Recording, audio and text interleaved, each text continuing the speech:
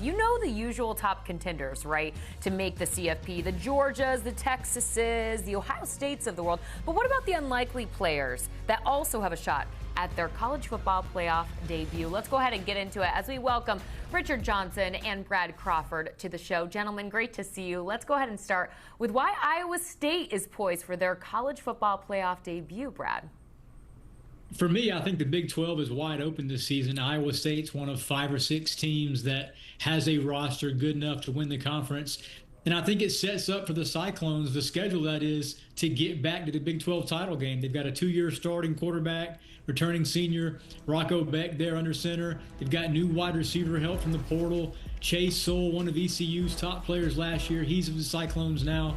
And the only top 25 opponent that Iowa State plays during the regular season in Big 12 play is Arizona State, and they get the Sun Devils at home, a rematch of last season's Big 12 title game. So you see there, they miss Utah, they miss Texas Tech, they don't play Kansas State, except for that opening game, which does not count, by the way, in the Big 12 schedule standing. So there's 3 other teams I think in the Big 12 capable of getting there, but Iowa State is my team that in Matt Campbell's 10th season wins the Big 12 and makes its playoff debut. You're making it make sense. I don't hate it. We'll wait and see. Let's now get to a team that we might have to really be taken seriously in this new era of college football, and that's JMU. They have all the momentum after ending last season with their first ever bowl game win in school history, but will they be just as competitive this season, Richard?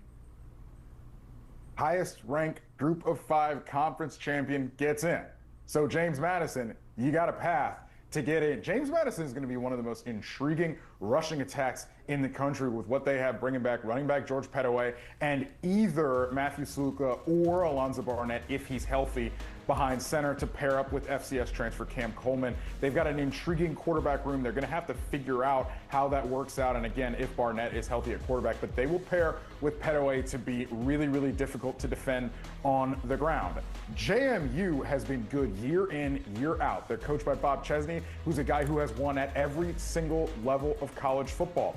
They have what a group of 5 team needs, which is a P4 opponent early. They play Louisville. As you see right there, they go to the Cardinals. And then they also play Washington State in November. They'll have 2 chances on the national stage to impress the committee and impress people watching them. But to me, JMU should be winning the Sun Belt. And if you win a group of 5 league, you have a chance at the dance. Boise showed that last year. If you can be really good and you can impress, and you can have a transcendent player, there's a path for you, and I think JMU has that. They've got a shot, for sure. Excited to chat about this next team, you guys, and that's Navy. Brad, towards really the end of last season, both Navy and Army made things interesting for us all, but what does Navy's path look like for this season's college football playoff?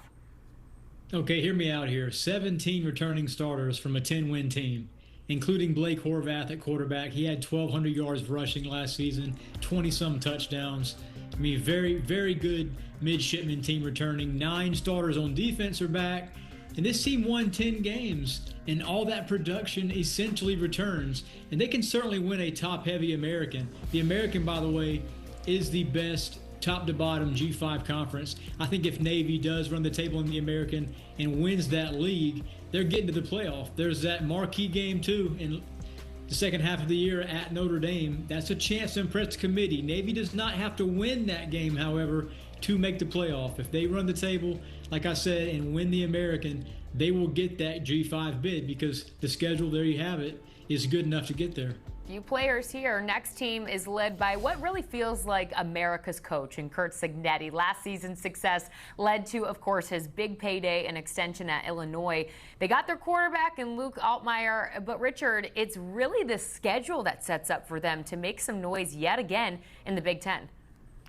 Yeah, for Illinois, quite frankly, they're going to, I think, take the Indiana path to the college football playoff, which is the schedule's not going to be that difficult. They should be able to not run the table, but at least perform really well against it. Pay attention to Duke in week 2. That will be a difficult out for Illinois. But if they can run the table against the rest of that schedule and compete with Ohio State, just like Indiana did last year, I think there's a path for Illinois. They are bringing back basically their entire offense. including, and in addition to, I should say, quite a bit of production on the defensive side of the ball. It's a veteran team. Brett Bielema can really, really coach. He's able to get the most out of the teams that he coaches. And I love what Luke Altmaier is able to do for them behind center. They are really, really ingenious to me offensively. So I think for a third or fourth place Big Ten team, there can be a path to the college football playoff. And I think that could be Illinois. Got our eyes mixed up there. Brett Bielema really getting everyone fired up at Big Ten Media Days as well. We can't wait for it. Lastly, you guys, let's go ahead and talk about the Miami Hurricanes. And Brett, I'm going to need you to explain yourself here as why they are poised for the playoff after going through quite the switch up at quarterback.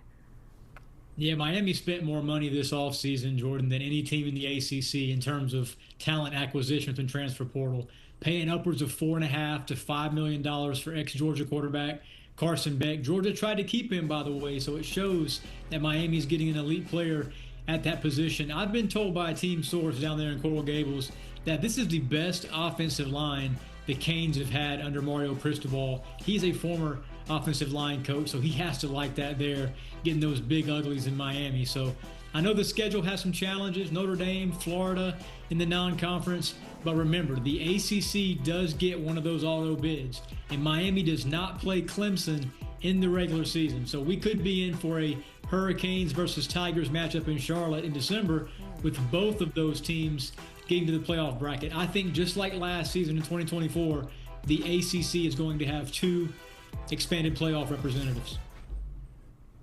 I think Brad makes a really, really key point when he talks about the Miami offensive line situation in front of Carson Beck. Carson Beck struggled last year at Georgia, in my opinion, primarily because of how much chop and change Georgia had along its offensive line. A lot of injuries, a lot of guys rotating in and out. Miami, I don't expect Miami to have that. They're bringing back 4 or 5 starters, and their center, James Brockmeyer, is the only new player. I think a stable offensive line in front of Carson Beck will get you the best version of Carson Beck, a little bit closer to the Beck we thought we were going to get coming into last season. Again, we didn't get it because of Georgia's offensive deficiencies. I think Miami is able to get the most out of him, and with a new defensive coordinator and some new defensive backs, I think they simplify that system, and I think they're a little bit less boom or bust this season. That's why I also have Miami making the college football playoff. All right, gentlemen, you make some strong cases for these teams. Incredible insight, as always. Thanks so much for joining us here on HQ Spotlight as you take a look at the current odds to win the college football playoff and national championship this upcoming season. Texas, the Arch Manning era officially begins. And Texas up there at the top, according to odds makers, with the best odds at plus 550.